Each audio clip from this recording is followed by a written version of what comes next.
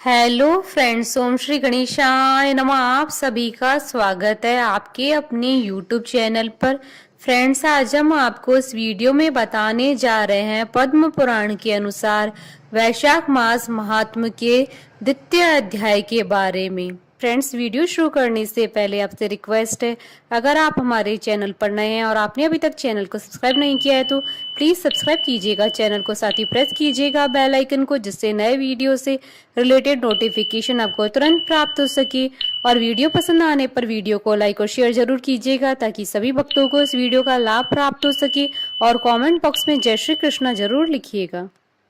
वैशाख मास महात्म सब प्रकार के विघ्नों का नाश करने वाले तथा सारी सृष्टि का पालन करने वाले श्री गणेश जी, ज्ञान के दाता श्री सरस्वती जी तथा सब पुराणों के कर्ता श्री व्यास जी तथा श्री गुरुदेव के चरण कमलों में नमस्कार करके भगवान की श्रद्धा और भक्ति रस में डूबे हुए वैशाख मास महात्म की कथा कहती हूँ। सूत जी कहते हैं, महात्मा नारद के वचन सुनकर राजश्री अम्बरीश ने विस्मित होकर कहा, महामुने, आप मार्गशीर्ष अर्थात अगहन आदि पवित्र महीनों को छोड़कर वैशाख मास की ही इतनी प्रशंसा क्यों करते हैं? उसी को सब मासों में श्रेष्ठ क्यों बतलाते हैं?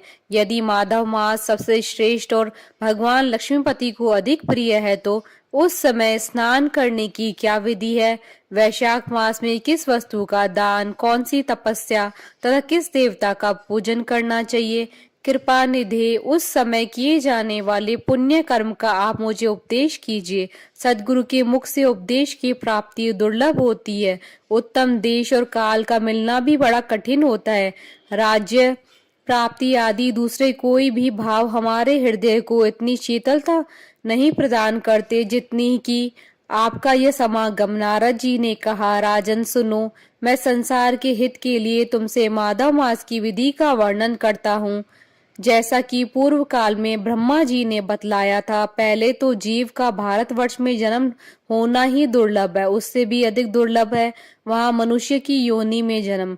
मनुष्य होने पर भी अपने अपने धर्म के पालन में प्रवृत्ति होनी तो और भी कठिन है, उससे भी अत्यंत दुर्लभ है भगवान वासुदेव में भक्ति, और उनके होने पर भी माधव मास में स्नान आदि का सुयोग मिलना तो और भी कठिन है। माधव मास, माधव अर्थात लक्ष्मीपति को बहुत प्रिय है। माधव मास अर्थात वैशाख मास को पाकर जो विधि पूर्वक स्नान, दान तथा जप आदि का अनुष्ठान करते हैं वे ही मनुष्य धन्य एवं कृतकृत्य हैं। उनके दर्शन मात्र से पापियों के भी पाप दूर हो जाते हैं और वे भगवत भाव से भावित होकर धर्मचारण के अभिलाषी बन जाते हैं। वैशाख मास की जो एकादशी से लेकर पूर्णिमा तक अंतिम 5 दिन है, वे समूचे महीने के समान महत्व रखते हैं।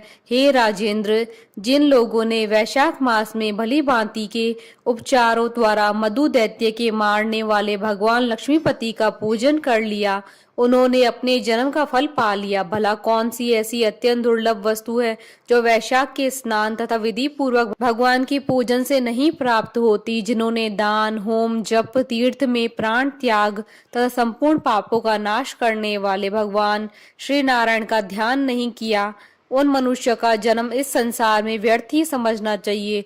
जो धन के रहते हुए भी कंजूसी करता है, दान आदि किए बिना ही मर जाता है, उनका धन व्यर्थ है। हे राजन, उत्तम कुल में जन्म, अच्छी मृत्यु, श्रेष्ठ भोग, सुख, सदा दान करने में अधिक प्रसन्नता, उदारता तथा उत्तम धैर्य, ये सब भगवान श्री विष्णु की कृपा से ही प्राप्त होते हैं। महात्मा नारायण के अनुग्रह से ही मनोवांछित सिद्धियां मिलती है। जो कार्तिक में, माघ में तथा माधव को प्रिय लगने वाले वैशाख मास में स्नान करके मधुहंता लक्ष्मीपति दामोदर की विशेष विधि के साथ भक्ति पूर्वक पूजा करता है और अपनी शक्ति के अनुसार दान देता है, वह मनुष्य इस लोक का सुख भोग कर अंत में श्री हरि के पद को प्राप्त करता है। हे भूप, जैसे सूर्योदय होने पर अंधकार नष्ट हो जाता है, उसी प्रकार वैशाख मास में प्रातः स्नान करने से अनेक जन्मों की उपार्जित पाप राशि नष्ट हो जाती है। यह बात ब्रह्मा जी ने मुझे बताई थी। भगवान श्री विष्णु ने माधव मास की महिमा का विशेष प्रचार किया है। अतः इस महीने के आने पर मनुष्य को पवित्र पवित्र करने वाले पुण्य जल से परिपूर्ण गंगा तीर्थ, नर्मदा तीर्थ, यमुना तीर्थ तथा सरस्वती तीर्थ में सूर्योदय से पहले स्नान करके भगवान मुकुंद की पूजा करनी चाहिए। इससे तपस्या का फल भोगने के पश्चात अक्षय स्वर्ग की प्राप्ति होती है। भगवान श्री नारायण अनामय रोग व्याधि से रहित है। उन गोविंद देव की आराधना करके तुम भगवान का पद प्राप्त कर लोगे। हे राजन, देवादिदेव लक्ष्मीपति पापों का नाश करने वाले हैं। उन्हें नमस्कार करके चैत्र की पूर्णिमा को इस व्रत का आरंभ करना चाहिए। व्रत लेने वाला पुरुष यामिनियों का पालन करे, शक्ति के अनुसार कुछ दान दे, हविष्यायन भोजन करे, भूमि पर सोए, ब्रह्मचर्य व्रत में दृढ़ता पूर्वक स्थित रहे तथा हृदय में भगवान श्री नारायण का ध्यान करते हुए कृच्छ आदि तपस्याओं के द्वारा शरीर को सुखाए। इस प्रकार नियम से रहकर जब वैशाख की पूर्णिमा आए उस दिन मधु तथा तिल आदि का दान करे, श्रेष्ठ ब्राह्मणों को भक्ति पूर्वक भोजन कराए, उन्हें दक्षिणा सहित देनु दान दे तथा वैशाख स्नान के व्रत में जो कुछ त्रुटि हुई है उनकी पूर्णता के लिए ब्राह्मणों से प्रार्थना करें। हे भूपाल, जिस प्रकार लक्ष्मी जी जगदीश्वर माधव की प्रिया है उसी प्रकार माधव मास भी मधुसूदन को बहुत प्रिय है। इस तरह उपयुक्त नियमों के पालन पूर्वक 12 वर्षों तक वैशाख स्नान करके अंत में मधुसूदन की प्रसन्नता के लिए अपनी शक्ति के अनुसार व्रत का उद्यापन करे। अम्बरीश, पूर्व काल में ब्रह्मा जी के मुख से मैंने जो सुना था वह सब वैशाख मास का महात्म्य तुम्हें बता दिया। अम्बरीश ने पूछा, मुने, स्नान में परिश्रम तो बहुत थोड़ा है, फिर भी उससे अत्यंत दुर्लभ फल की प्राप्ति होती है। मुझे इस पर विश्वास क्यों नहीं होता? मुझे मोह क्यों हो रहा है? नारद जी ने कहा, राजन, तुम्हारा संदेह ठीक है। थोड़े से परिश्रम के द्वारा महान फल की प्राप्ति असंभव सी बात है, तथापि इस पर विश्वास करो, क्योंकि यह ब्रह्मा जी की बताई हुई बात है।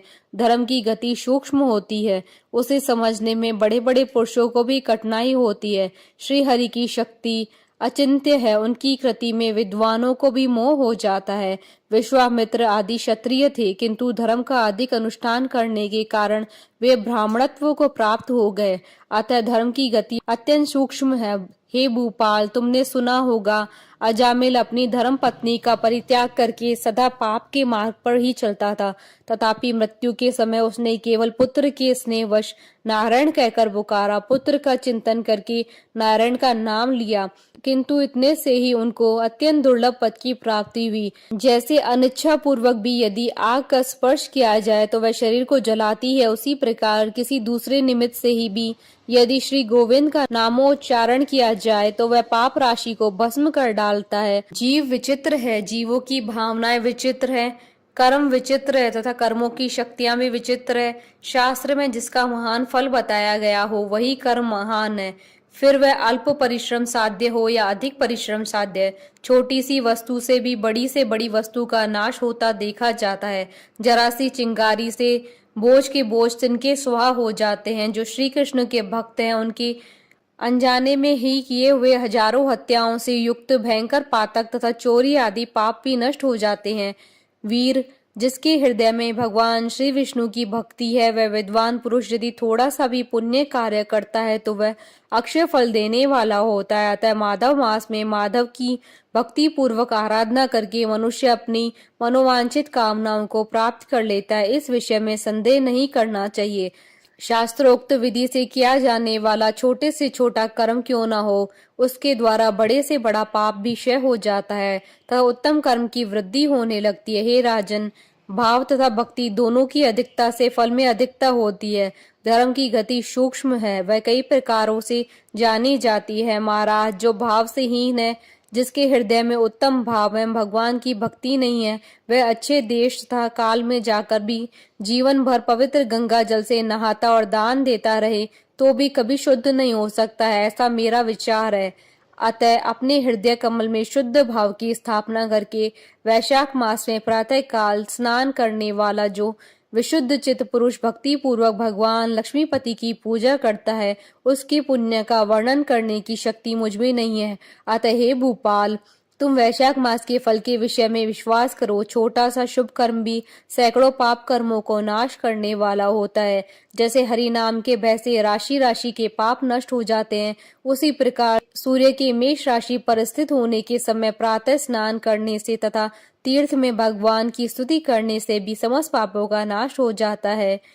जिस प्रकार गरुड़ के तेज से सांप भाग जाते हैं, उसी प्रकार प्रातः काल वैशाख स्नान करने से पाप पलायन कर जाते हैं। निश्चित बात है, जो मनुष्य मेष राशि के सूर्य में गंगा या नर्मदा के जल में नहाकर 1, 2 या तीनों समय भक्ति भाव के साथ पाप प्रशमन नामक स्त्रोत का पाठ करता है, वह सब पापों से मुक्त होकर परम पद को प्राप्त होता है।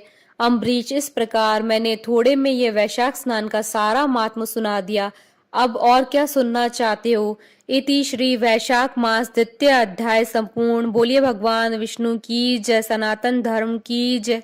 हमारे साथ इस वीडियो में अंत तक बने रहने के लिए आपका धन्यवाद। ओम श्री गणेशाय नमः।